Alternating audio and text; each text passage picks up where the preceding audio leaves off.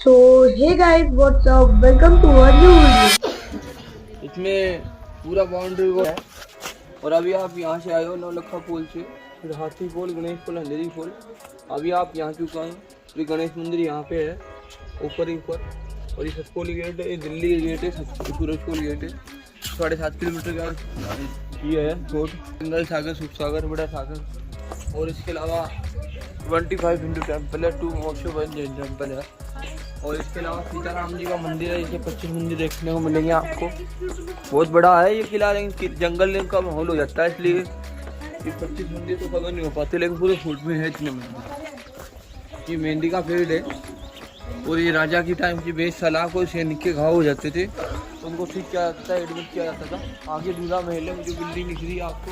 हाँ, कोई सैनिक की जब शादी होती थी तो दूल्हा महल के अंदर दूल्हा के सजाने कार्य होता था।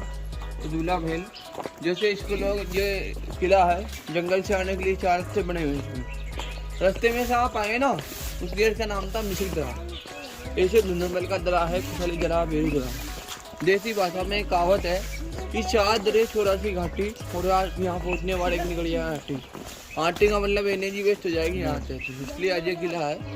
और जैसे किले को 5वीं शताब्दी में बनाया था महाराजा जयंत राजा ने, और किला हुआ था 944 में पूरा। किले को बनने में 444 साल लग गए थे, 444 ईयर। 11वीं शताब्दी में पृथ्वीराज चौहान आया था। पृथ्वीराज चौहान के आने से पहले यादव वंश का राज रहा। पृथ्वीराज चौहान अजमेर का शासक था। अजयराज चौहान ने अजमेर की स्थापना की थी, तो पृथ्वीराज जी चौहान भी वहाँ के शासक था। इनके 2 बेटे थे, गोविंद राज चौहान और हरिदेव चौहान। हरिदेव चौहान अजमेर का शासक बन गया था। तो जैसे पृथ्वीराज चौहान के बीच में 17 बार युद्ध हुआ था मोहम्मद गोरी के साथ में, तो गोरी हार चुका था। फिर जीतन के उसको बंदी बना लिया। उसने एक पोइम बोली थी गोरी को मारने के लिए पृथ्वीराज चौहान के लिए। उसके राइटर चंद्रवदाय ने 4 बांस 24 गज अष्टुंगल प्रमाण, गोरी है ऊपर अम्मच्चू को चौहान। तो 4 बांस के सिंहासन की हाइट है, 24 गज दूर के सिंहासन है, अष्टुंगल का मुकुट है। इसको मार देता है। पृथ्वीराज जी चौहान का बेटा था गोविंद राज चौहान 1192 में। जिसके बाद में राजा महाराजा कहीं आते हैं। ये तालाब है रानी का, इधर रानी का सीनी फूल है। और दरगाह है अलाउद्दीन खिलजी के गुरु महाराज की। अब ये 32 खम्भों की छतरी है। यहाँ का राजा अमीरदेव चौहान था। तो राजा के पिताजी ने किले पे 32 साल से राज किया था। तो 32 वर्ष से शासन किया किले पे, इसीलिए 32 खम्भों की छतरी बनाएगी। इंपॉर्टेंट भाग ये है कि छतरी 32 खम्भों की, 32 साल तक राज किया था राजा के पिताजी ने, इसलिए 32 खम्भों की छतरी बनाई है। इसमें स्थित है महादेव जी का मंदिर। महादेव जी के मंदिर का नाम है गुप्तेश्वर महादेव, जो बहुत कम लोग देख पाते हैं इसको, क्योंकि ये मंदिर क्या छुपा है, प्रकाश से गुप्त है, इसलिए गुप्तेश्वर महादेव इसका नाम है। तो छतरी के टॉप पे जो स्टिकर लग रहा है, स्टिकर पे ये कलर लगा हुआ साइन करता है चौहान डायनेस्टी की है। प्रत्येक स्तंभ की लंबाई लगभग 1205 है। टोटल छतरी की हाइट 50 फीट। और ये उपजा का आर्किटेक्चर हिंदुओं का है। नीचे मुगलों का राज हो गया, तो नीचे मुगलों का आर्किटेक्चर में इसने चेंज कर दिया। देख सकते हैं आप आंखों से आर्किटेक्चर मुस्लिमों का है नीचे वाला। और ये चौहानों का गुंडे, फिर मुगलों ने फाउंटेन बना दिया एक प्रकार से। अभी आप शिव जी का मंदिर देखेंगे,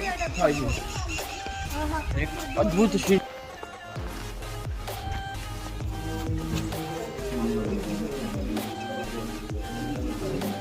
जी का मंदिर है। डबल शिवलिंग है, शंकर भगवान और ये राजा अमीरदेव चौहान यहाँ पे डेली पूजा करते थे। घुटने के बले से बोलते हैं। राजा महाराज जी काफ़ी हाइट हुआ करती थी। और ये डबल भाग में है, शंकर भगवान सती का एक रूप है। ये शायद वो शिवलिंग है, डबल भाग है। ऐसा कि राजा जो एक बार पूजा करता था वो डबल होती थी। इसका नाम है गुप्तेश्वर महादेव। राजा एक ही बार पूजा करे डबल होती है। देखो जल जी की मनोकामना पूरी करता है।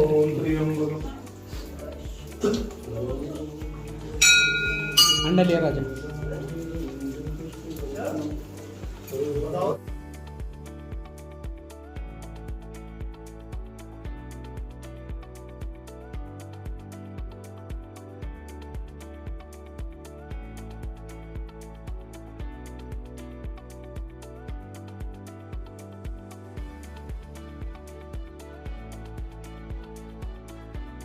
राजा का महल में स्वयं फ्लोर है, 7 मंजिला महल है और 4 मंजिल जमीन के अंदर दबा हुआ है।